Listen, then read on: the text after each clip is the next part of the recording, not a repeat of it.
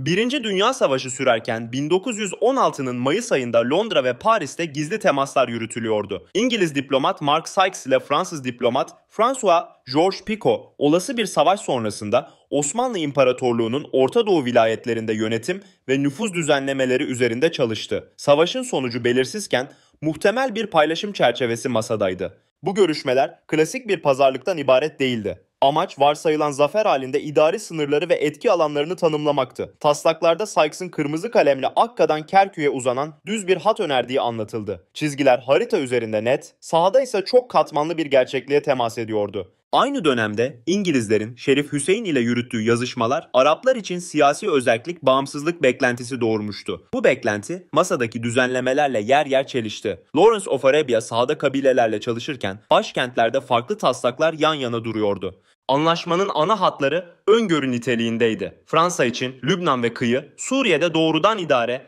iç kesimlerde nüfuz, Britanya için Güney Mezopotamya'da doğrudan idare, Ürdün ve Irak içlerinde nüfuz alanı, Filistin için uluslararası bir yönetim tasavvur edildi. Çarlık Rusyası da düzenlemelere dahil edilmiş, İstanbul ve Boğazlar konusunda ayrı vaatler konuşulmuştu. 1917'de Bolşevik devrimi oldu. Yeni yönetim gizli anlaşma metinlerini yayımladı. Belgeler Orta Doğu'da güvensizlik doğurdu ve savaş sonrası düzen tartışmalarını hızlandırdı. 1918'de Osmanlı'nın yenilgisiyle taslaklar sahaya taşındı. 1920'de Sanremo Konferansı ve Milletler Cemiyeti kararlarıyla manda rejimleri kuruldu. Fransa, Suriye ve Lübnan'da, Britanya, Irak ve Filistin'de yetki aldı. Ardından 1920'de Irak'ta büyük bir ayaklanma, Suriye'de çatışmalar yaşandı. Fransız idaresi Suriye'yi Şam, Halep, Alevi Devleti, Dürzi Devleti ve Büyük Lübnan gibi birimlere ayırdı. Britanya 3 Osmanlı vilayetini birleştirerek Irak'ı oluşturdu. Yeni sınırlar uzun süredir iç içe yaşayan toplulukların sosyal ağlarını kimi yerlerde kesti. Bu doğrusal sınırlar kalıcı etkiler yarattı. Lübnan'ın iç savaşı, Suriye'nin kırılganlığı, Irak'taki istikrarsızlık gibi başlıklar kısmen bu dönemki sınır ve idare düzenlemeleriyle ilişkilendirildi. Bugünün Orta Doğu'sunu anlamak için 1916'ya geri dönmek gerekir. İki diplomatın gizli taslağı, petrol sahaları, limanlar ve demiryolu hatları gibi stratejik başlıkları merkeze aldı. Yerel toplumların beklentileri çoğu kez ikinci planda kaldı. Haritada yalın görünen çizgiler sahada yüzyıllık bir tartışmanın başlangıcı oldu.